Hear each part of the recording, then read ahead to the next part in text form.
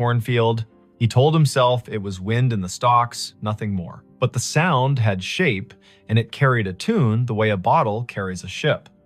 It rose up from the edge of the north field just before midnight, thin and certain, 3 notes first, then a run, then a pause, that felt like a person making room for breath. The night in Story County, Iowa, was the kind that makes a kitchen window into a mirror. He stood with one hand on the sill, the other around a chipped mug, and the whistling kept at it, unafraid to be heard. Before we begin, tell me where you're listening from and what time is it there? This was late September 2015. The day had been warm, sky rinsed clean after a brief storm, gravel roads drying into their usual rattle. The farm sat a mile and a half south of Nevada, east of the Skunk River, where it hooks like a lazy elbow. The corn had gone that heavy, dull gold that means the grain is ready and the husks are sick of holding on. In the house, the bedside clock down the hall said 11:52. On the porch, a moth bumped the bulb, reconsidered, bumped again. Merritt Dow listened and felt his scalp move, the way skin does when a memory gets up and looks at you. He had heard whistling most of his life, but not like this. His father had been a whistler when he repaired the sickle bar, when he checked the tension on the auger belts. His grandfather, too, walking the rows with a plug of tobacco and a tune older than the tractor. Merritt could place a tune by county if you gave him a night and a jar of iced tea. This one, though it didn't belong to any porch or station wagon, it had the small brightness of a fairground and the old soul of a hymn, mixed wrong on purpose and still somehow right. He set the mug down, pulled on his boots without bothering with the laces, and stepped into the porch light. The whistling came again, 3 notes that stepped down like someone walking off a train. He clicked off the switch. The yard went honest. The gravel drive was a gray river.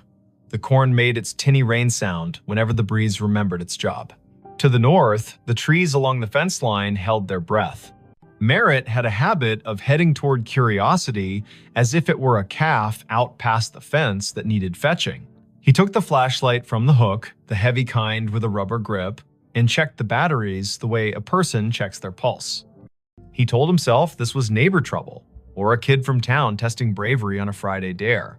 He told himself this was what the night does to grown men when sleep holds them by the elbow and then lets go. He told Dinah, the old collie, to stay. She licked once, turned in a tight circle on the porch rug, and stayed. He crossed the yard, past the big maple that had survived lightning by pretending it hadn't happened, and stepped onto the headland by the north field. The first row took him in like a store's door chime. The stalks were tall and dry, leaves bent into knives. The ground was soft from last week's rain and held his boot prints as if for reference. He waited for the whistling. It came from farther in now, or the rows had changed the way sound bends when it's forced to choose a path. He chose a path. He took row 18, the one that ran with the slight slope and the way water teaches roots to drink. His father had run the planter careful this spring, GPS straight when the signal behaved, by eye when it didn't. Row 18 should have held like a rail. The stalks pressed against his sleeves. The flashlight beam drew clean wood into the dark leaves, bleaching white, silk like old hair, dirt a puzzle of last year's husks, and this year's pennies of mud. The whistling stopped. He stood still. His breath sounded like someone else's in the mask of leaves. He tasted dust. He listened until listening felt like a rope he had to keep from dropping. Farther north, down toward the low spot by the drainage tile, it started again, only louder, as if the person had turned their head and decided the audience was worth the effort. Merritt moved. 3 rows over, the tram line cut across, a packed strip where the sprayer had gone in June. He took it. The corn arched overhead, leaves flicking his ears. Spiders had slung long theories between stalks. He broke them and apologized in his head. He had walked this ground every day for months, and the ground had said yes like a friend. Tonight, it felt like a cousin, a person who loves you without being sure what to do with you. He reached the low spot. The field dipped and turned its face toward the tile that ran down to the ditch. The air was cooler here, lined with the smell of black earth that keeps secrets for centuries, because that's what it was paid to do. The whistling had gone softer. A trill rose up like someone trying to make light of an apology. Merritt swept the flashlight sideways. The beam caught the blue reflection of something small and glassy. He crouched. A marble. Blue, with a pale ribbon curled inside, half under a leaf. He touched it with one finger and felt the way glass feels when it learned patience waiting inside a pocket for its chance. He stood, and the beam hit another, green this time, lodged at the foot of a stalk. He put them both in his shirt pocket without thinking which pocket meant past and which meant present. "Hello," he said. The field appreciated the effort, if the small answering hush meant anything. He wasn't the kind of man who called out names into a place that did not have names to call back. He was the kind of man who waited and then took one more step, the way you do with cattle that have decided the gate is optional. He took one more step. The ground had a memory. His boots sank an inch, then two. He pulled up. The mud let go with a sound like a low laugh. The beam found a scuff in the soil that wasn't his. It had rained the day before, a polite rain that brightened the world and left. Tracks should be fresh. This mark had a sharpness to it he didn't like. He aimed the light again. The scuff came to a point. Not deer, not raccoon. A toe of a boot slid sideways and corrected because the body above that boot had decided to remain upright. The field held that story and did not mind telling it. The whistling kept on. It moved east. Merritt moved too, allowing the rows to push him into the old waterway nobody planted because it cost more to argue with a ditch than to go around. He hit the bank and paused. The sound was close enough now to feel the mouth that made it, the slight wet at the end of notes, the breath through teeth. Above the ditch, on the fence line, a scarecrow leaned into the moon like he had been invited. Merritt had dressed him in a flannel shirt in July to keep the birds from laughing outright. Now the shirt's checks looked like an argument. The hat had blown off sometime in August. The steak had a twist in it the way wood does when it was alive and insists on a personality after. The scarecrow whistled. Merritt's body did not move in the way of cartoon men. He did not jump. He did not fling the light so hard the beam went to the stars. He stood, the way a person stands when what he sees insists on being nothing but what it is.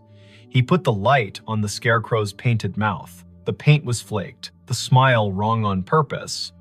His father's old gloves were nailed to the crosspiece, fingers bent into permanent work. The straw at the neck had learned the shape of wind and refused to unlearn it. The tune came again from behind the scarecrow, clipped by fence wire and field. He played the beam along the fence. This line had been his grandfather's. His father had repaired it across 3 winters, one staple at a time, using a hammer that had bent 100 nails and 100 more. Tonight, a single strand lay loose between posts, a neat cut at shin height made by someone who liked clean work. Beyond the fence, the other place. Neighbors in the country are closer than people in town and farther away.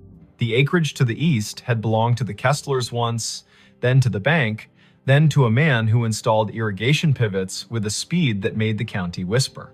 Then it's Saturday. The pivot circle kept a gargoyle symmetry in the daylight and turned to bones at night. The whistling came from inside that circle, not far, an invitation or a dare. Merritt climbed the fence by habit and dropped into the tall, ragged grass beyond. His flashlight skipped over metal. The pivot tower rose where the corn had been cut early for silage. A ladder led up to a catwalk that had not been used since a summer of drought and cheap diesel. The sky put someone else's stars over everything. Under the ladder sat a cooler the color of a toy, lid askew, ice melted into a cold thought. 2 bottles lay on their sides. The labels had lost interest in staying on. He touched one. The glass was warm, warmer than the air deserved. He called out again, a different word this time. "Friend." The whistling answered with the same run of notes. He followed the sound around the base of the pivot. His light found Cobb's nod down to the spindle by raccoons with principle. He found a folding chair with only 3 of its 4 screws willing. He found a playing card gone into the dirt, face down forever. He did not find a person. The corn from the other side rustled, a polite cough. He turned. A taller shadow leaned out from where 2 rows had been pushed apart. The flashlight found denim, boots, the hem of a coat cut square.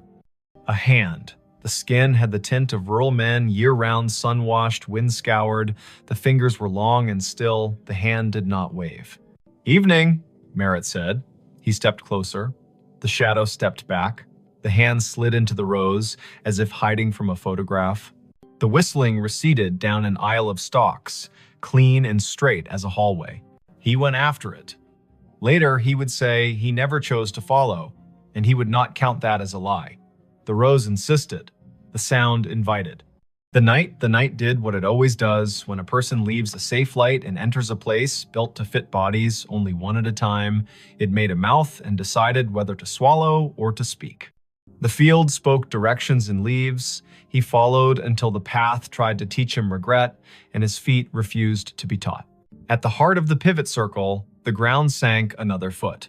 He stumbled once, caught himself against a stalk so dry it cut his palm in a clean straight line. He swore, quietly, with vowels only. The whistling had slowed. It drew out a single note and hung it in the air as if asking him to name it. He named it Unkind. He turned off the flashlight. Dark held him like water does when you slide under and open your eyes. The field went black, then not. The sky had its thin light, the stars arranged their patient omissions. The rows were no longer alleyways, exactly. They were sentences. A breeze moved through and added commas. He stepped forward into a word, then another. The whistling stopped. He waited. He could hear the pivot tower creak, a metal thought adjusting. A truck moved way off on County 18, 3 miles at least. Tires with thick voices, a man's radio too loud in the cab because the night drives its price down for everyone. He waited until the waiting was its own problem. He reached for the flashlight. The beam hit denim again. Close. A shoulder. He yanked the light up and met a face. It was not a face he knew from today. It might have been a face from a photograph under glass at the county fair, past names, eyes poured in. The hat was the wrong cut for now and the right cut for when hats were more than hats. The eyes adjusted to light with the slow patience of a barn cat in a doorway. The mouth held a shape that wasn't a smile and wasn't what comes later.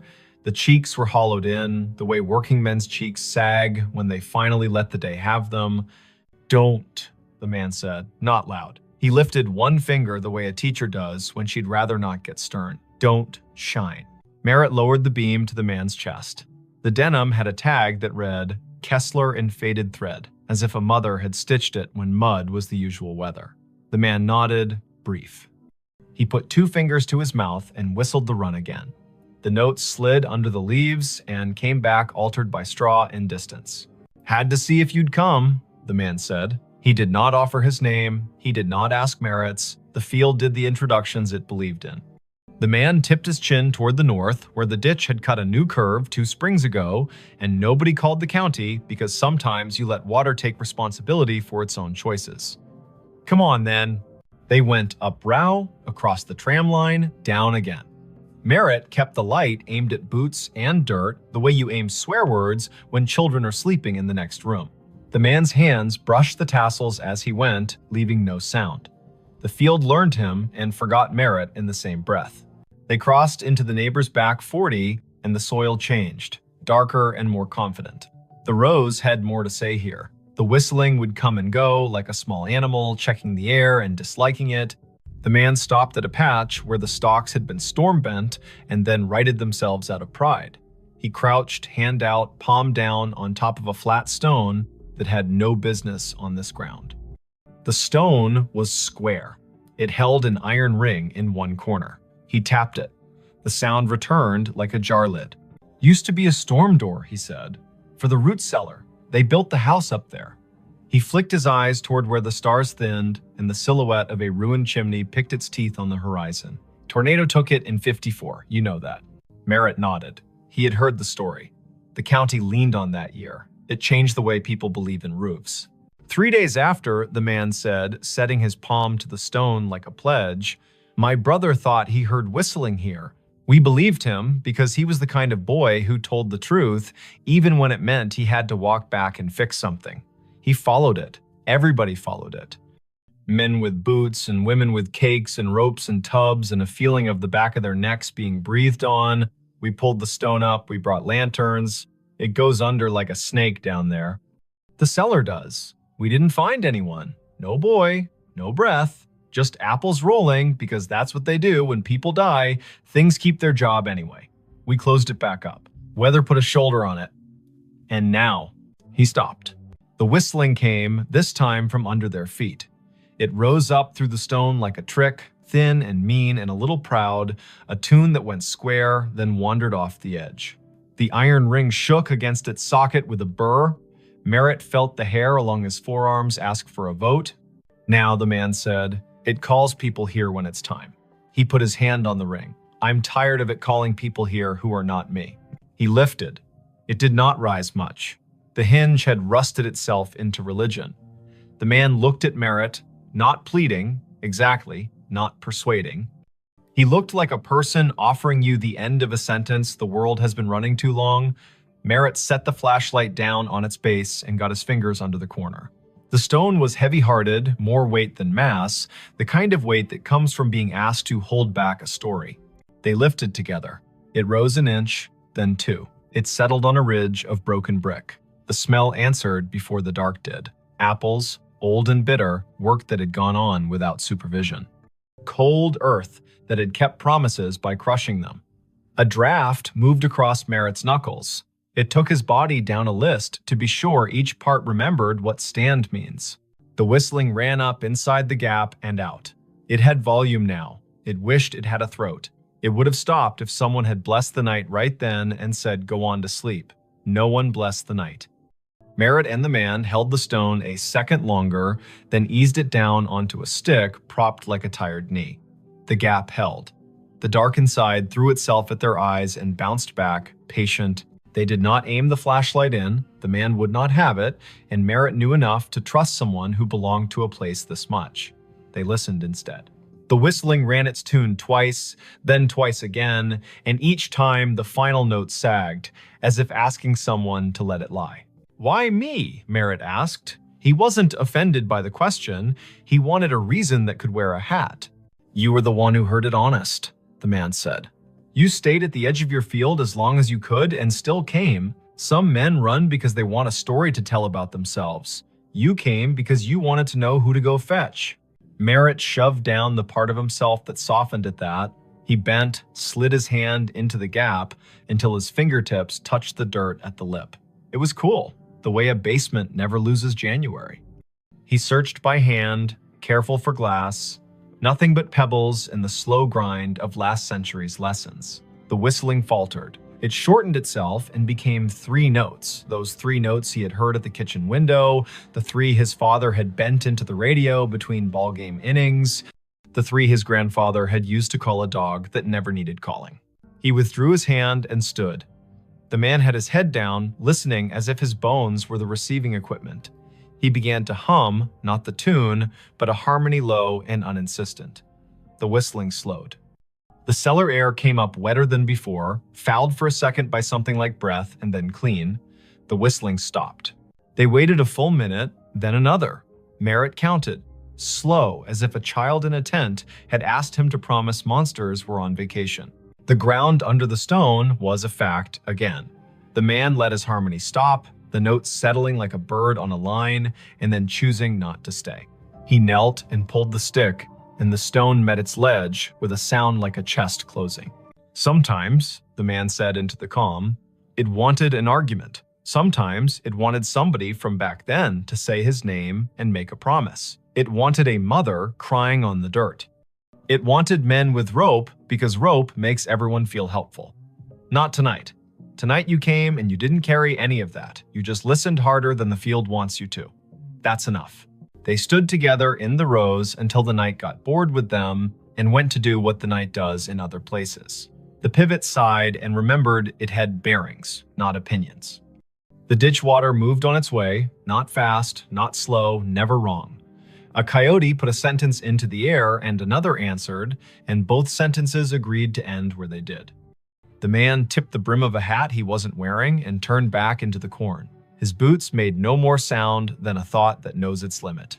Merritt found his way to his own side of the fence. The cut strand had not healed. Fences need hands. He climbed and dropped into dirt he had paid for with 3.5 decades of rain and frugal Sundays. The scarecrow leaned the same way. His flashlight picked out a nail that had worked proud where a glove met wood. He tapped it back in with the handle, the small sound a hope. On the porch, Dinah lifted her head and thumped her tail twice. He sat on the steps and watched the sky unspool its last thin silk. The clock over the stove in the kitchen read 1:42. A local freight passed through town without asking anyone's opinion. The night had its usual old chair smell. Merritt took the marbles from his pocket and rolled them in his palm. He did not take them in the house. He set them on the porch rail, 2 small moons that decided to belong to weather again. He slept in the chair by the door with the light over the sink left on because he was still old enough to do what his father had done and still young enough to want a reason for it.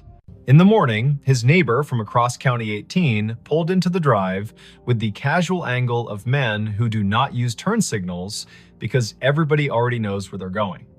Otho Vale had the kind of face that had learned to tolerate sunlight and other people's plans. He stepped out, looked toward the north field, then at the porch where the marbles caught the first slant. He paused. "Thought I heard it last night," Otho said, as if they'd been in the same dream and had already agreed on the parts to keep. "I didn't come. I was afraid if I went, I'd bring the wrong thing with me. You go." "I went," Merritt said. He poured coffee into a cup that had chipped the day his daughter drove away, with her car full and her eyes wider than they had any right to be. He handed the cup down. "There's a stone out there. You know it." Otho nodded. "Been there longer than you and me combined. Some things are a door, and some things are the breath you take before you knock." They sat without sitting, Otho leaning on the post, Merritt half on, half off the iron chair that had belonged to his wife's aunt, and squeaked like the first word of gossip. The morning took the night apart and put it away neatly. The field did what fields do after an event. It pretended nothing had happened and invited you to harvest. By 10, the co-op truck rumbled up, the driver wearing the resigned cheer of a man who deals in averages for a living. Merritt walked the headland with him, pointed at moisture readings that lied slightly, agreed to pretend the numbers were written on a blackboard by someone with authority. He did the work. He did it until the work forgave him for wondering what else he might be supposed to do.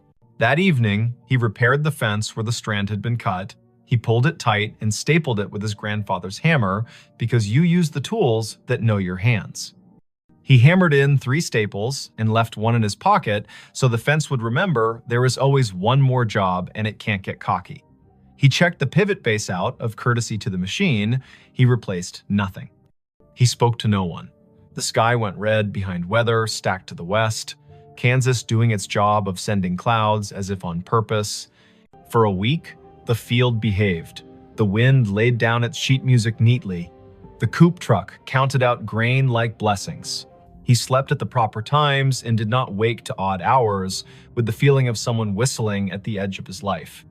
The marbles stayed on the porch rail until a grackle knocked one off and it rolled into the peony bed and took up residence there like a kindness. The other slid into the pocket of his jacket and made friends with a nickel and a screw. On the 9th night, just after the 10 o'clock news told its last hurries, he heard the 3 notes again quiet, like acknowledgement, not summons. He walked out to the north edge and stood with his hands in his jacket, listening. The breeze had a bite, the first hard frost would be soon. He unlocked the gate at the lane and left it open for an hour, for no reason at all anyone else would endorse. He closed it again out of habit and walked back slowly, because a person should walk slowly sometimes or the land will feel cheap. He did not go back to the stone unless the sound asked, and it did not. He did, however, leave a small jar on the porch rail next to where the marbles had Saturday. It held nails, the good kind, old, with heads like pennies. Every day when he came home, he put one in his pocket, and every day when he went out after supper, he took one back to the fence line and put it in a coffee can under the scarecrow's torn shirt. Nobody told him to. He liked the weight exchange. He liked that fences need reminding and that the world is not improved by a man who ignores a slack line because his thoughts are more interesting. October reached both hands across the month and pulled. The trucks came and went. The harvest went well enough that he stopped thinking about what could have been if it had rained 4 more afternoons in August. He slept, he woke. The whistling did not return in any way that made him leave his chair. He began to tell himself he had imagined a portion of it, as a man will do when a thing does not ask for money or apologies. Near Halloween, his daughter called from Cedar Rapids, a night shift at the hospital, voice folded with fatigue and the kind of joy that remembers to leave room for the day. He told her about the fence and the harvest and the brakes squeal on the auger wagon that he had decided to live with until January. He did not tell her about the cellar. He would, maybe, when she brought the little boy down for Thanksgiving and they stood by the ditch and talked about frogs like a miracle. He would, maybe, if the field asked them both. In late November, after the last corn went into the bin and the bin talked in its sleep, the county put on its winter color. The field showed ribs, the ditch showed its honest bottom. The wind took one of the scarecrow's gloves, and Merritt did not replace it because some things are beautiful at half done. He walked every line of his ground one afternoon with the sun low and the temperature willing. At the fence, by the pivot circle, under the coffee can where he had been giving the fence its nails, he found a small thing. A train ticket for a child, maybe, not used, edges scrolled by, damp and patience. The print read, Nevada to Ames, 2 bits. He turned it over. On the back, someone had written 3 notes the way some people know and others never will, little ovals marching up and down a ladder of lines. The ink had migrated slightly into the paper, the way memories do in older heads. He put the ticket in his pocket with the nickel and the screw and the marble that had refused the peony bed. He looked toward the stone without moving his face much, because a person does not want to give a field reason to brag. He said thank you into his jacket as if the cloth were a helper. He walked home. Winter did what it does. It scoured the county down to the essentials. It made the roads into suggestions and the kitchen into a chapel. It put the sound of the furnace into his bones and the number of snow shovels in the garage into a bigger argument than necessary. The whistling came once or twice in a blow that turned the mailbox into a hooded thing, and when it did, he stood at the window and let it be. The way you let a neighbor sing one verse of a song you only half like because he is your neighbor, and you hope the reverse is also true. When spring returned, hesitant and then reckless, he walked out to the stone once in daylight. He stood there like a person does when he's about to open a letter he has already read. He put his hand on the iron ring, and the ring chose not to move. He felt only cool metal and the idea of a door. He said the name of the boy he thought must have once practiced whistling there, not loud, not soft. He thanked the man with the Kessler tag for nothing and for everything. He went home and planted, because that is the part of the story a farm writes to remind itself the ending belongs to the ground and the beginning belongs to the same. If you ever hear 3 notes carry clean from a field at midnight, and you are the kind of person who can tell the difference between wind and a message, remember this. The first step into the rose is a promise. Don't make it if you intend to perform yourself for the dark. Bring only your boots, your breath, and your willingness to be the person who will go fetch, not the person who will tell about fetching. Don't shine your light straight into old places unless someone who belongs to them asks you to. Lay your hand flat on what needs closing. When a tune that has wandered too long finds its last note, let it. When a door that has been heavy learns again how to rest, do not hire that door for different work. There are states where cornfields wear their ghosts like belts. There are ditches whose water knows the names people set into it. There are stones that have been held down by weather and held up by stories. There are men who can whistle and men who cannot, and both kinds do well if they listen. And sometimes, in a county that owes as much to wind as to family, a man with a flashlight and an old dog asleep on the porch will follow a tune into the rose and come back, having left something that doesn't need his hands anymore.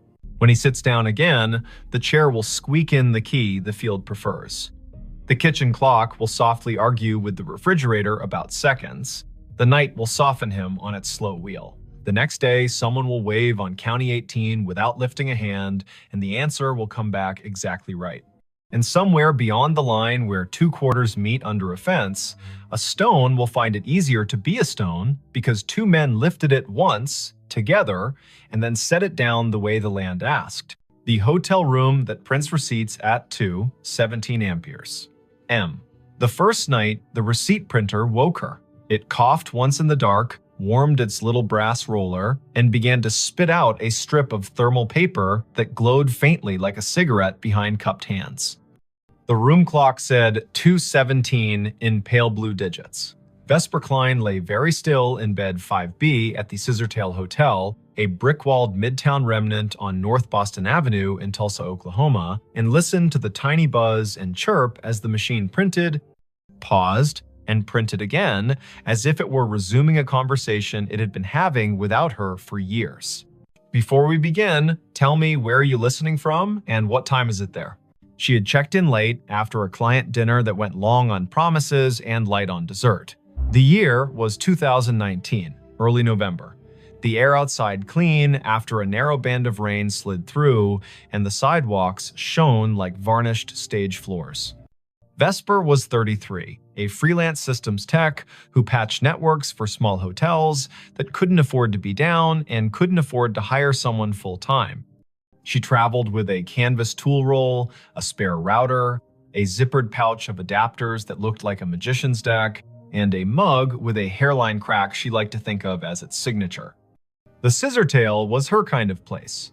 A lobby with a brass bell that had learned restraint, a front desk shelf of paperback mysteries for the taking, a night auditor who watched the door like a friend watches a house while you're out of town. He'd been the one to hand her the keycard and the 2-page Wi-Fi map, Quill Penner, printed on a plastic badge, as if the name might be borrowed for the night. Night auditors aren't chatty by design, but Quill had leaned forward when she asked for the room farthest from the elevator. He'd said 5B is quiet most of the time, then paused, weighing whether to add something. He didn't. He pointed at the coffee station and said, "The cinnamon packets are the good ones." The printer sat on the desk under the window, small and stubborn, the kind of ticket machine you see in diners and old theaters. No USB cable trailed from it, which made Vesper grin in the dark because devices without visible leashes are both a challenge and a dare. The narrow receipt paper advanced in 2-inch bursts. The room smelled faintly of dust and citrus, the ghost of cleaning solution, and something else warm plastic maybe, or the metallic tang of heat on a coil. She slid out of bed, toes finding the rug, shoulders remembering every winter morning she had reached for her hoodie before her thoughts. The window showed a slice of downtown in sodium yellow, a parked truck with a tarp that breathed a little in the wind, a streetlight haloed just enough to be kind. She stood over the printer and watched it work. The top of the fresh strip read guest ledger at the margin, then a line of text that made her blink. Check-in, Harlan Row, rate $14.50, room 5B arrival, the 12th of October, 1958, comments, 2 pillows only. The paper was unbrowned, the font bold. She knew thermal stock fades to beige with sunlight, goes blotchy with time, and curls if you leave it near a vent. This looked new, but the data was from a year you had to say out loud to make it believable. The printer hummed again and produced another line. Check-in, Odetta Meyer. Rate, $12, room 5B. Arrival, the 4th of May, 1957. Comments, traveling with songbooks. She tore the strip and laid it flat on the desk, then pressed a finger to the cool plastic of the printer, as if touch might confess what the eye couldn't. The machine did not shake. It simply waited, polite as a clerk, with more to say. At 2:23, it stopped. A little green light near its only button winked twice like a made-up code. Vesper set the paper on a coaster, lay back down, and stared at the ceiling where the streetlight's slatted glow made a grid like a rehearsal. In 2 minutes, the heater clicked, the mini-fridge answered with its own throat clearing, and her body did the sensible thing it does when a problem cannot be solved and the hour is improper, it slept. Daylight always rationalizes the night. Vesper showered, dressed, and went downstairs with questions arranged in her mouth as if they were items on a parts list. Quill stood behind the desk with a pen balanced across his knuckles like a small seesaw. Room 5B printed receipts at 2:17, she said, like a person reporting a minor plumbing miracle. She slid the strip across, he read it, eyes moving left to right once, then again slower. He did not touch the paper, as if touching would make him complicit in whatever time wanted. He leaned in. You know how old buildings have old anchor points. You hang a new painting, but the wall still remembers the nail. He lowered his voice. That room was a manager's office back when this place was the Francis Motor Lodge. They kept a ledger in there, typed out receipts on a half-width machine bolted to the desk. At close, they printed a roll of check-ins for the night, tore it, and rubber-banded the strip to the hardback ledger. Quill tapped the counter. Once, twice. I've heard the story since I was a kid, but the machine in that room was long gone when the Scissortail bought the building. That, he nodded toward the strip, is a thermal ticket printer from the last decade. We put it in to spit bar tabs during wedding weekends. He smiled without humor. The bar's downstairs. He told her what he knew, which was more than most people get for free before 10 in the morning. 2 nights a month, irregular but stubborn, the printer in 5B came alive at 2:17 and printed names from when the room was an office, and the office took cash, and the cash came with a handshake, and sometimes a song. Housekeeping had tried unplugging it, but the little machine held on to its paper and its green light like a dog holds a ball. Engineering had replaced it with a new unit. The new unit learned the trick too, as if the wire in the wall had a voice. Once, a manager put the printer in another room. It printed in the other room. At 2:17, Vesper asked the question an auditor would ask, "Why 2:17?" Quill lifted a shoulder. Night audit on the old system rolled at 2. The manager, a woman named Adelaine Merritt, he wrote in her diary, he gestured toward the wall where black and white photos of the old Francis hung in frames. The audit took 17 minutes most nights because the room charge calculation was slow. He winked, a habit to soften hard edges. That's what the Haunted History Tour says anyway. My grandmother worked housekeeping here in the 60s. She said Adelaine was the kind of woman who could silence a room by looking at a clock. Quill slid the strip back to Vesper. I don't put much stock in anything that prints on its own. But I don't stay in 5B either. She laughed, but softly. I'm the right kind of superstitious, she said. The kind that believes in loose cables and also in writing down names. She folded the strip, tucked it in her notebook, and promised the front desk a stronger signal on the north wing by supper. Work made the morning sensible. Vesper crawled into the equipment closet on 5, balanced her laptop on an inverted bucket, and watched packets move in tidy lines across her screen. The Scissortails network roamed like a polite guess slow if you needed it to be fast. Fast if you weren't asking. She pushed a firmware update, tuned channel widths, stood on a chair to re-angle a ceiling antenna the way you point your head to listen better. Lunch came from a food truck with a chalkboard menu and a line that made the air smell like cilantro and good intentions. She ate on the loading dock, the sun finding her cheekbones and telling her to stop worrying about things no one pays you to worry about. The second night, the printer coughed at 2:17 on the dot.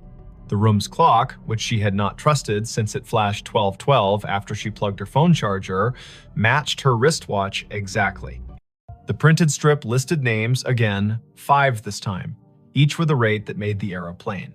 Miguel Corrado, Della and Sten Bay, Bellamy H. Cross, Traveling Sales, G. Whitlow. The comments field sometimes added a phrase that felt like a quotation. Traveling with songbooks, baby sleeps light, keep the radio low.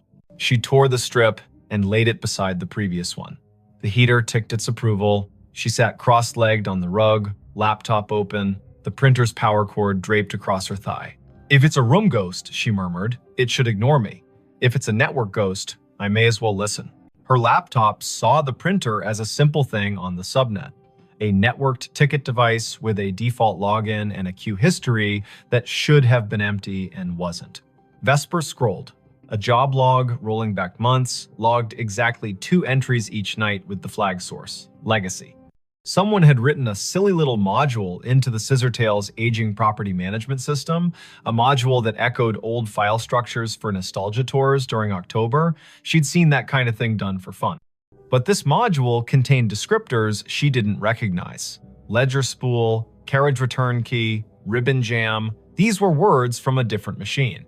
The audit program triggered at 2. The ghost queue called itself at 2:17. She checked where it pointed. The path wasn't a path, it was a device ID that didn't match any modern naming scheme. She pinged the device. No answer. She traced the MAC. The vendor code came back to a company that died before the internet had central registration. That made her skin feel too tight.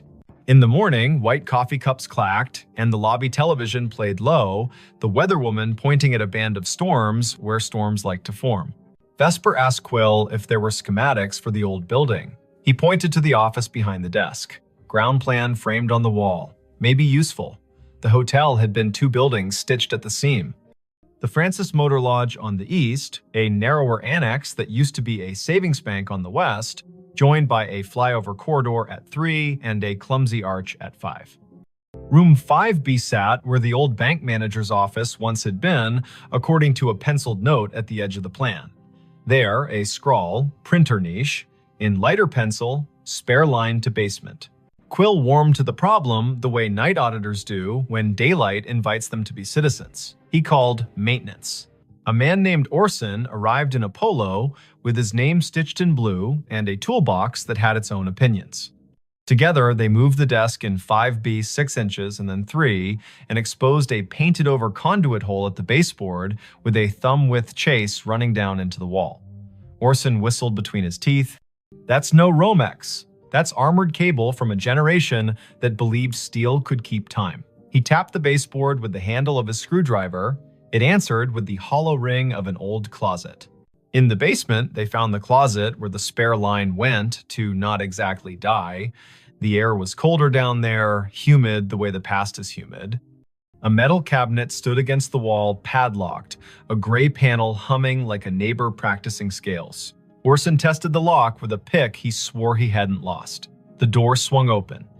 Inside, another little printer sat, twin to the one upstairs, its power indicator dark, its paper roll neat as a submitted term paper. A thin cable ran from a bracket down into a conduit box with 2 stories to tell. One was modern CAT cable, patched to the scissortails switch. The other looked like fabric-insulated wire on lead. Orson touched it with reverence and withdrew his hand. "You shouldn't be alive," he murmured to the box. Then he turned to Vesper. "Want me to pull the breaker for this room tonight at 2:15? See if it stops." She shook her head before she quite knew why. The motion felt rude. "Let me listen once more," she said. "Then, if it's a loop, we cut it." The third night, nothing is supposed to happen. Patterns prefer 3 as a way to make you distrust them. Vesper made tea in the room kettle with the cinnamon packet Quill had sworn by. She texted her brother a photo of the printer and a caption that read, "Haunted Bar Bill." And he sent back the shrug emoji that meant, "I love you, but weirdness is your brand." At 2:17, the printer began, but this time the sound rode a breath of air cold enough to raise her arm's small hairs. She stood close enough for the paper to curl against her knuckles and read each line as it arrived. Check-in, Adelaine Merritt. Rate, comp, room, 5B. Arrival, the 12th of October, 1958. Comments, night audit. She reached for the strip and her fingers trembled, mildly, like a person handed the microphone at a small funeral. The machine whirred without printing for a count of 6, then resumed, the font just a touch lighter. Check-in, Quince Palmer. Rate, $9.50. Room, 309. Arrival, the 12th of October, 1958. Comments, meeting at dawn. The room held its usual choir, fridge, heater, hallway, ice machine. 2 turns down, but behind it all, she heard a soft clicking. Not printer, not clock. Keys. The slow press and release of typewriter keys. Somewhere not in the room and not far enough away. She froze, because freezing is a way of letting more senses work. Her body made itself a listening instrument. The keys whispered. Again, 3 strokes. Pause. 2. The printer spit a final line. End of ledger. Prepared by A. Merritt. Time, 2:17 amperes, M.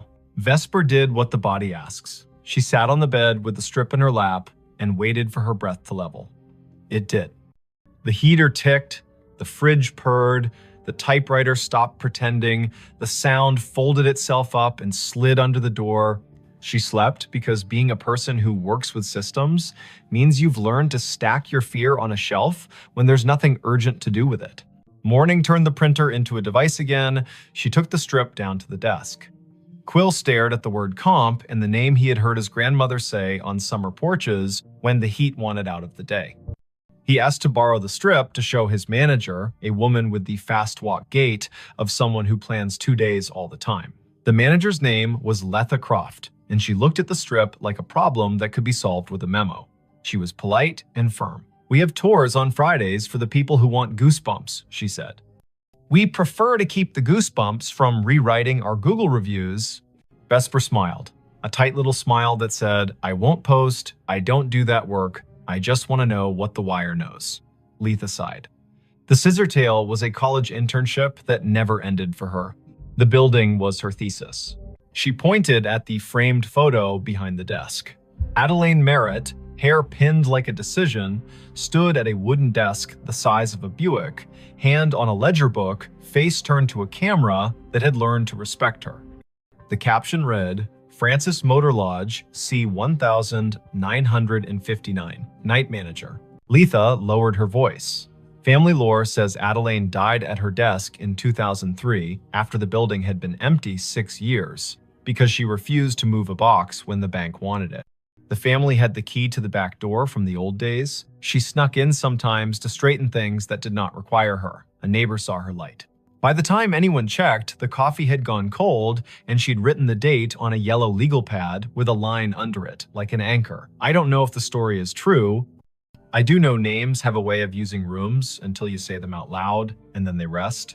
That afternoon, Vesper sat on the floor of 5B with her laptop and a coil of patience. She sniffed the packets between server and printer and saw the little ghost job present a string of bytes at 2 minutes past 2, announce itself as ready at 2:16, and request the queue at 2:17 with a line that included a date spelled in words, not numbers.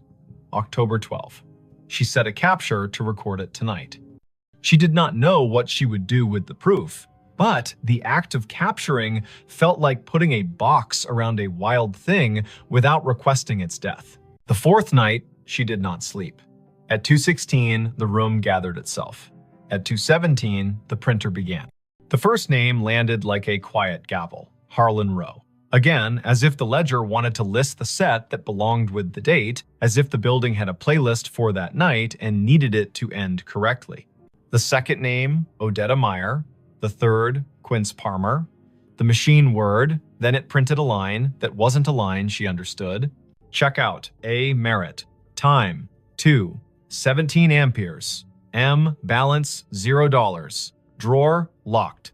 The room changed temperature by a needle's width. The way a body registers changes a thermostat does not. The typewriter sound returned, louder, as if the keys had moved closer, as if someone had rolled the desk chair to the doorway. Vesper stood. The bathroom light made a rectangle on the carpet. She turned it off and let the room be only the room. In the dark, a kind of courtesy arrived. She spoke to the space like a person speaks to a skittish animal. "I hear you," she said softly. "I see what you print. If you're finishing something, finish. If you need a witness, I'm here." The keys worked once, gently. The printer fed a final inch and stopped. The heater clicked off as if called on. The fridge made a small, delighted sound, the way fridges do when they extract a victory from physics. Vesper lay down slowly, like a person trying not to wake a toddler, and watched the window make a square on the wall. She did not sleep much. She did not feel punished by that. On Friday, Quill called his grandmother. She came in with a smile that wore 80 years as if they were a favorite cardigan. Her name was Thalia Penner. She had hands that did hair buns right the first time and eyes that counted change without looking. She stood in 5B and curtsied to the air, lightly, like a joke only the past finds funny. She pointed at the baseboard where the printer niche had been long before this printer knew it was one. And she told a story the way people in the middle of the country tell them, in straight lines, with pauses for the parts that don't quite behave. Back when the Francis was a stop on the oilfield run, she said, Adelaine kept books for men who couldn't read receipts and kept rooms for women who didn't need to be asked why they traveled alone. She printed the audit every night, tore the strip, tucked it under the ledger ribbon, and locked the drawer. Her niece said she was proud of how long she could do the math in her headroom tax, city tax, discount for the flood man whose boots never dried. When the hotel closed in 1997, Adelaine kept a key. In 2003, she came in one last time to make the numbers even. She wrote the date, she drew a line. She put her hand to her chest like she was looking for a pen and fell as neat as folding a shirt. The firemen took 10 minutes to arrive. I put flowers on the door, and then the bank put a new lock on the door, and then time put dust on the lock and years on us all. Thalia reached out and touched the printer as if it were the hem of a dress in a department store window. Adelaine believed in drawers that closed, she said. It sounds like over again at 2:17, she gets to do that part, finish the roll, tuck it in, say goodnight to accounts. She is the kind of woman who would find that worth doing. Vesper spent Saturday building a workaround that no manager had asked for and no ghost could be fooled by. She pre-programmed a rule in the printer's network profile. At 2:16, the device would capture its own print job to a text buffer and email it to a special address she made for the Scissortail historian. Proof for people, paper for the room. At 2:15, she and Orson stood in the basement closet like two burglars having second thoughts. Orson touched the breaker switch. He looked at her. She did not nod. He did not flip it. Upstairs in 5B, the printer coughed, purred, and worked. Down here, the old gray panel vibrated, soft as sleep. At 2:20, Vesper's email pinged her phone with a single message. Subject, ledger. Body, 3 lines. Names, rates, the comp, the sign-off. Prepared by A. Merritt. Time, 2:17 amperes. M. She did not sleep that night. She didn't mind. She lay on the bed, hands behind her head, and watched the room recede from what rooms are in daylight containers, shelves, angles, and become what rooms are when you let them be churches. Limits, repetition, silence between notes. She thought about drawers, about the way her work was mostly closing things in the right order so strangers could open them and recognize what they saw. About how a hotel is a machine for forgiving you for not being home. On Sunday, she checked out. She left a thank you envelope at the desk with Quill's name written in neat engineer's block. In it, a printout of the email rule and a small drawing she'd made of the baseboard hole with an arrow labeled here, "The wire remembers." Quill held the envelope like it might be heavier than it was. Letha met her at the door. "I can't exactly put this in a maintenance request," she said, meaning the week Vesper had just spent listening to a machine be more honest than any of them owed their jobs. "But I can tell you what we can do. We can frame a copy of your email in the staff room and call it the drawer letter. We can show it to anyone who works past midnight and forgets that ending is a kindness. We cannot run a Halloween promo in 5B because some stories don't belong to customers. We cannot unplug the thing that works for someone who isn't here anymore." Vesper smiled.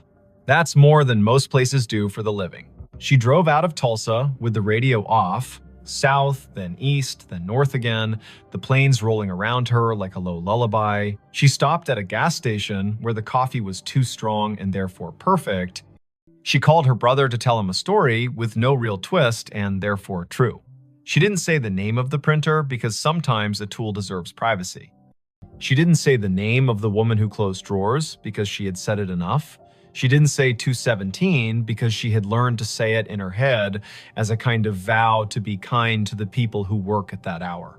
Months later, back in Tulsa for a different job in a different building, she walked past the Scissortail one evening just before Christmas when the lobby held a neighbor party. A small tree wore strands of tickets in place of garland bar tabs printed for fun, red inked with dates and little notes in flare pen script. Quill waved from the desk, a Santa hat angled to keep his dignity. Letha stood by the fireplace talking to a city inspector whose expression said he had learned to sleep at last. On the stair, a woman in her 50s, adjusting an ugly sweater, looked at Vesper in that way strangers sometimes look at one another, as if they had agreed to be in the same hallway before they were born. Vesper stopped in for a minute. She drank cider from a paper cup. She left before anyone could ask for a funny story with a good ending.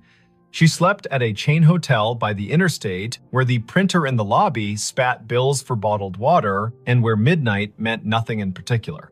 At 2:17, she woke and smiled at the ceiling, not because any machine had called to her, but because she had trained her body to stand witness for a time that belongs to other people. She poured water into a glass and listened to the small sound it made when it met the bottom, hollow turning to full. She said the name she had been given as if returning a borrowed book. She slept again. If you ever find yourself in a hotel room and a device on the desk prints at a time that sounds like a secret, do what Vesper did. Don't yank the cord. Don't film it for the internet like proof is a currency and this is your chance to spend.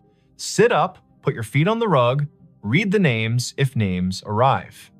If you can, make a rule that gives the living something to hold a copy, a note, an email to a person whose job is to remember. Then let the room have its paper. Let the drawer close. Say thank you to the time that isn't yours. The night staff everywhere will feel it like a hand they don't have to see. And if you must know, it goes like this. The little green light winks, the paper unfurls. The names Harlan, Odetta, Quince, Adeline roll by, small and austere and whole. The room changes by a breath, the heater stands down, the fridge on duty hums, the typewriter in the wall or the idea of a typewriter slides one last carriage to the right and returns. The drawer locks. The ledger for that one night balances again. You will not have been asked to fix anything. You will not have been asked to believe. You will have been asked to witness. A job that counts. When dawn smears light along the window, when the city yawns and rolls, when the night auditor hands the keys back to daytime and goes home to sleep in a room with a plant that knows their voice, you will have been part of the smooth that makes this complicated world possible. Somewhere, a printer coughs once more, polite as always, and waits another 24 hours to do what it knows on the dot without apology. If, later, someone asks why a small hotel on North Boston Avenue keeps a finicky old ticket machine in a room that could rent for $2 more without it, you can say this. Not every device has to justify itself in money. Sometimes a machine is a ritual. Sometimes a ritual is a receipt that proves someone was here and did their work and went to sleep. And sometimes, at 2:17 in the morning, a woman who once locked a drawer she loved gets to do it again, which is as reasonable a reason as any you'll hear for anything that persists in this country, shaped by roads, rooms, ledgers, and the soft insistence of people who finish what they start. The call came in on a Tuesday at 4:32 in the afternoon, late October. The sun already sliding behind the Blue Ridge, so the hollows of Shenandoah darkened early. Ranger Aislinn Keats was parked at mile marker 47 of Skyline Drive, just north of the Rapidan turnoff, a paper cup of station coffee cooling in the cup holder, and her radio tuned to the quiet channel they used for backcountry check-ins. The speaker breathed. Static arranged itself into a voice that did not sound like any of her crew. Before we begin, tell me, where are you listening from, and what time is it there? Aislinn turned the volume wheel a notch. Out the windshield, the ridge was drawn in crosshatch, oaks and hickories going copper, the sky a pale thing you could scratch with your nail. The voice came again, precise, as if it were reading off a card. Fox Hollow base to any unit on the east slope, child missing, male, age 8, name Harlan Whitcomb, last seen near the Old Stone Spring House above Corbin Run, weather degenerating, Hurricane Hazel expected to push in, winds rising, request all available, time is 16:30, October 14, 1954. The radio clicked off into snow. Then, faintly, the same message, identical down to the breath before the name. Aislinn stared at the handset. Their base was called Piney River Dispatch. Their tower names were Pinnacles and Hazeltop and Big Meadows. No one in the park had used Fox Hollow for decades. Her training cracked its knuckles. She keyed the mic. Piney River to unknown unit. Say again. Who is calling Fox Hollow base? Silence laid itself over the car like a thin blanket. Beyond the glass, a crow moved from one bear snag to another as if demonstrating a diagram. The wind was a steady push from the southeast. Hazel. The word gave the hairs on Aislinn's arms ideas. She stepped out and let the door swing shut. The air had that warm edge you get before a storm that started somewhere else. Leaves chased each other along the asphalt, then lay down. In the trunk lay her day pack, a spare radio, and a copy of a paper map creased along the places everyone folds them.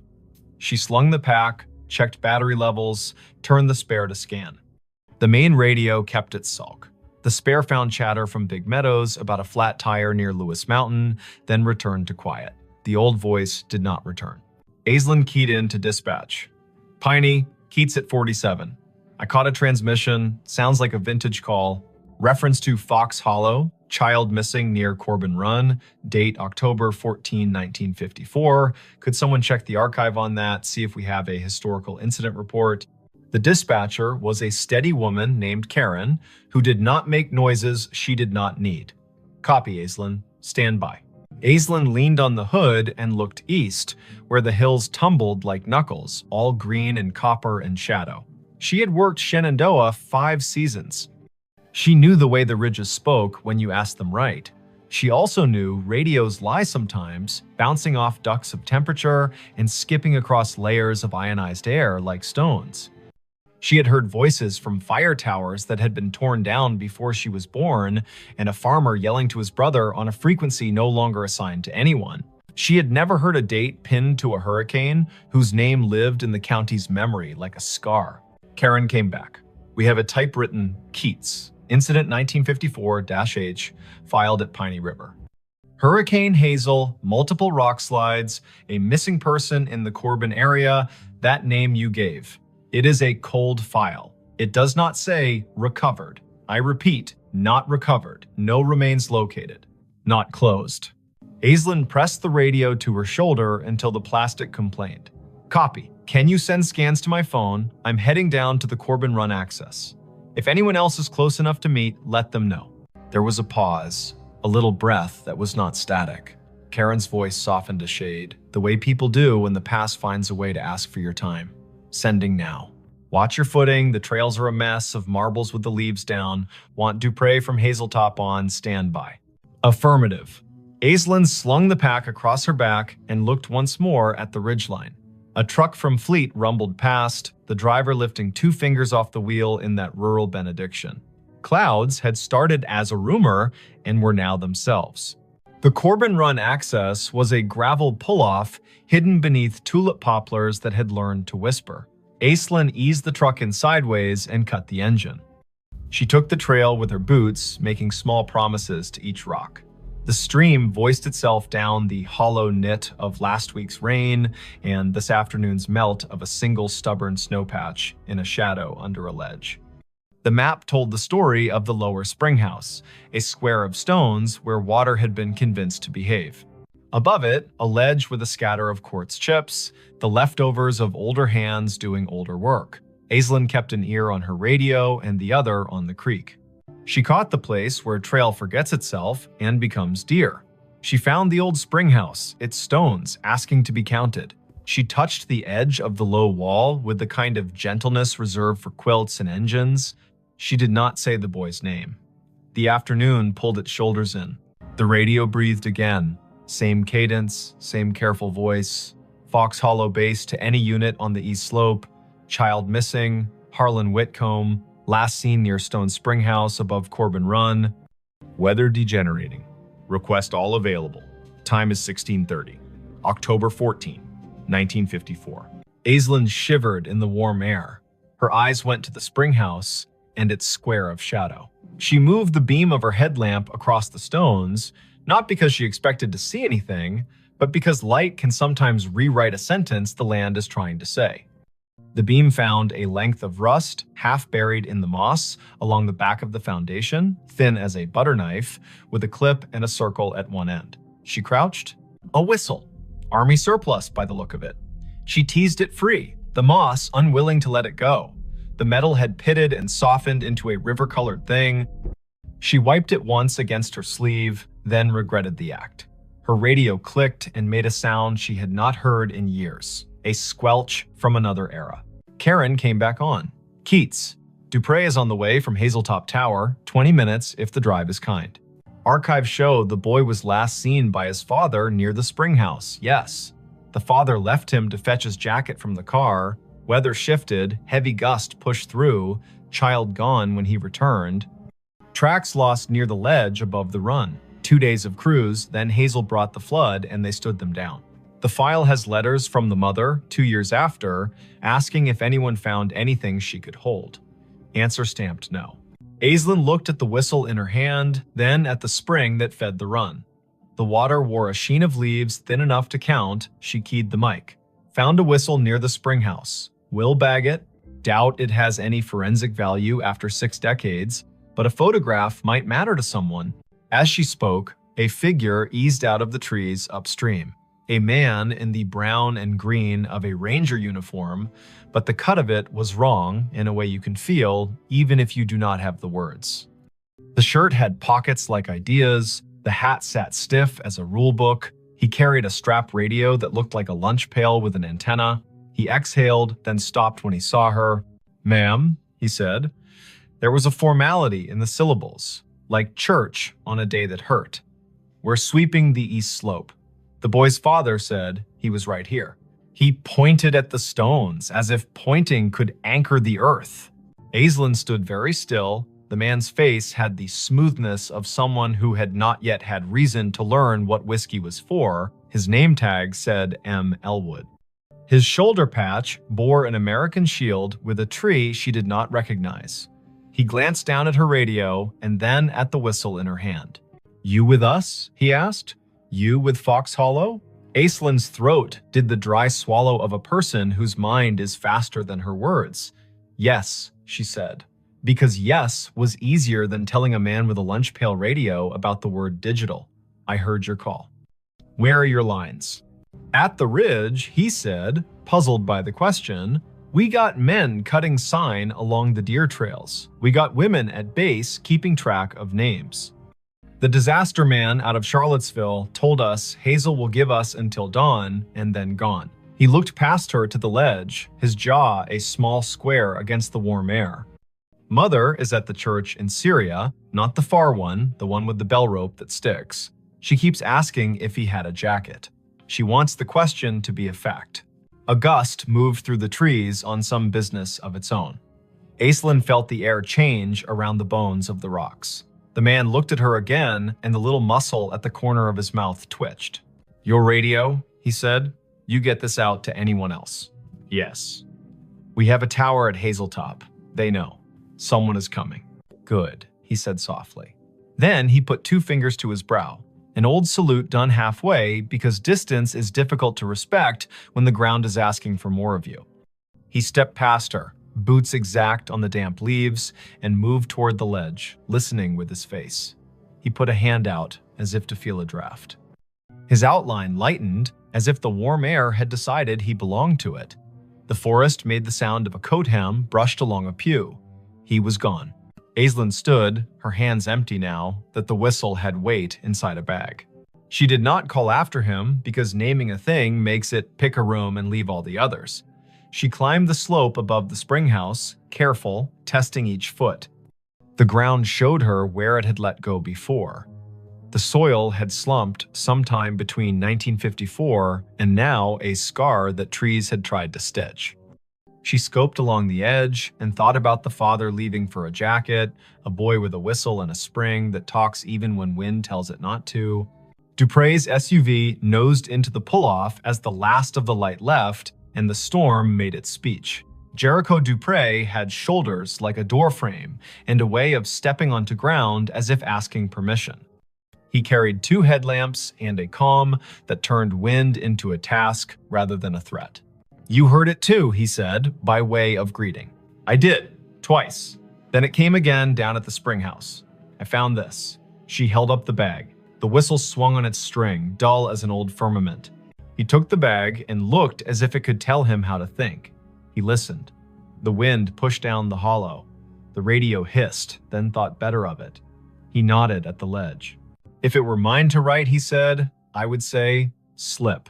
The file says gusty before Hazel. A child with a small sense of infinity walks the line twice to see if the sound changes along the water. It does. He steps where the deer stepped, and the hill remembers it owes the river a favor.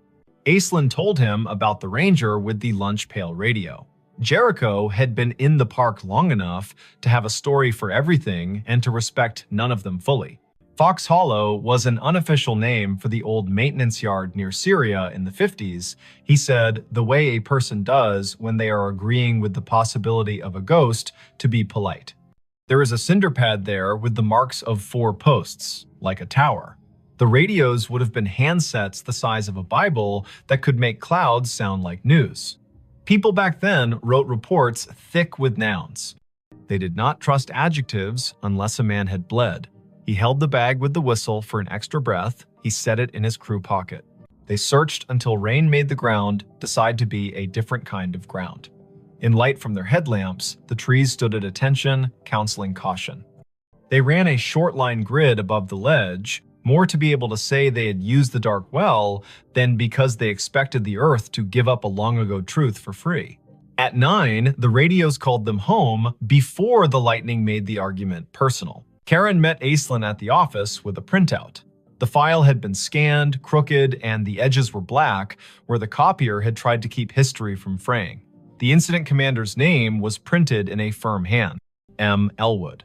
A note in the margin had been added later in pencil.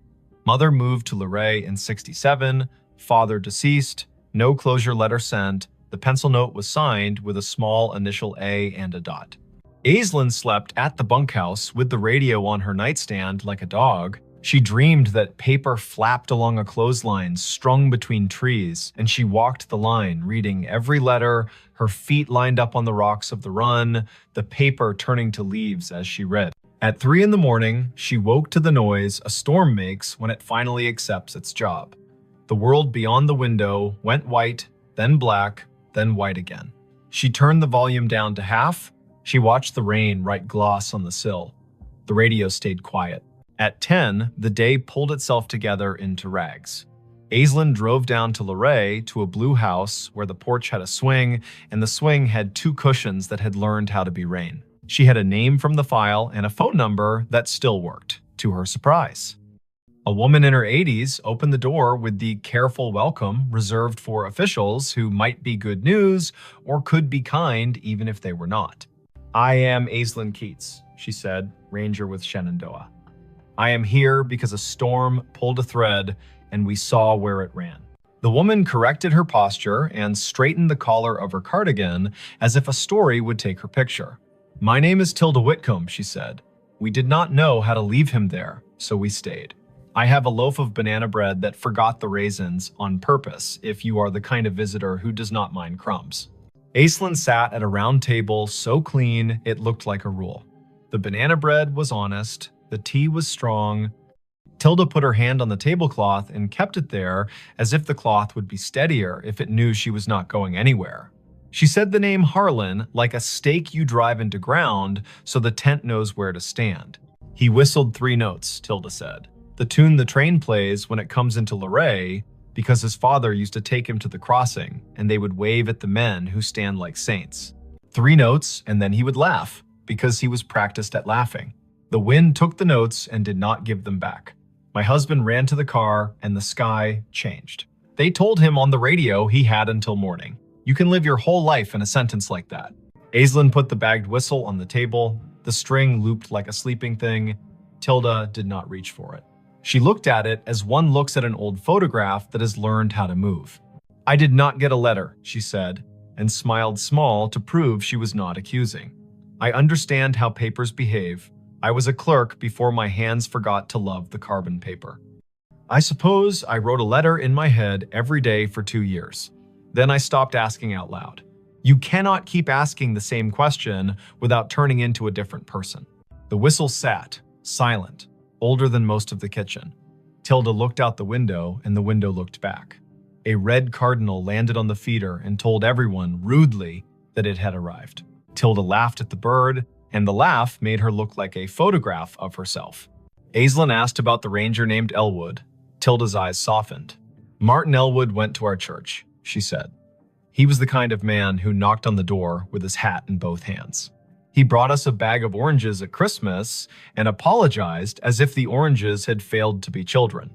He wrote the report because that is what he could do, and he built a cinder block box for the tower that was not a tower, and then he got quiet, like men do, when they find out the world can keep a thing from them and they still have to go to work. Back in the truck, Aislinn let the radio hum. Big Meadows asked Pinnacles to send a set of cones to mile marker 62. A bear stared down a minivan with an intensity that made the parents breathe like swimmers. Life had resumed its insistence. She turned the truck toward the old maintenance yard near Syria, the one Jericho half remembered as a place with 4 posts and a name more rumor than rule. There was a cinder pad there for sure, now half invaded by chickweed and ambition. Someone had collected beer cans along the edge and arranged them by brand into a timeline. Aislinn walked the perimeter and crouched at a corner where the concrete had spalled enough to show a rebar smile. She brushed the dirt aside with one hand. A penny lay there. The year was 1954. She laughed, because a park and a story will sometimes give you too many symbols and you have to choose which to be corny about. The wind rose toward evening. The radio stayed in this decade, obedient and dull. Aislinn drove the ridge road, watching the color slide toward Bruce. Back at the office, Karen handed her a thin envelope with a stamped return address that made Aislinn's scalp feel like it had learned something.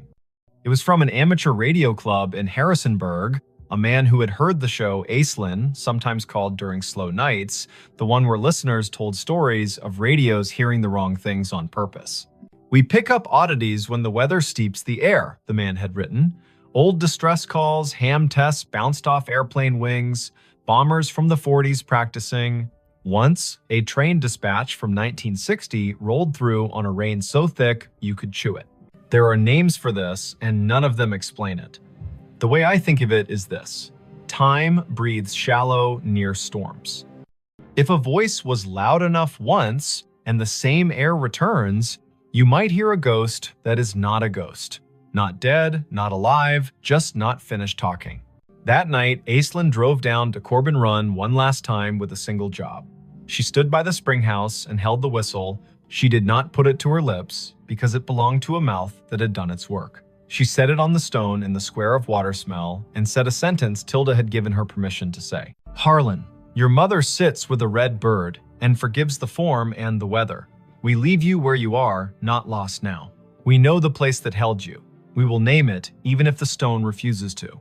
Thunder argued with a ridge to the west. Aislinn picked up the whistle, tucked it back into the bag, and snapped the bag shut the way you close a letter you cannot ignore any longer.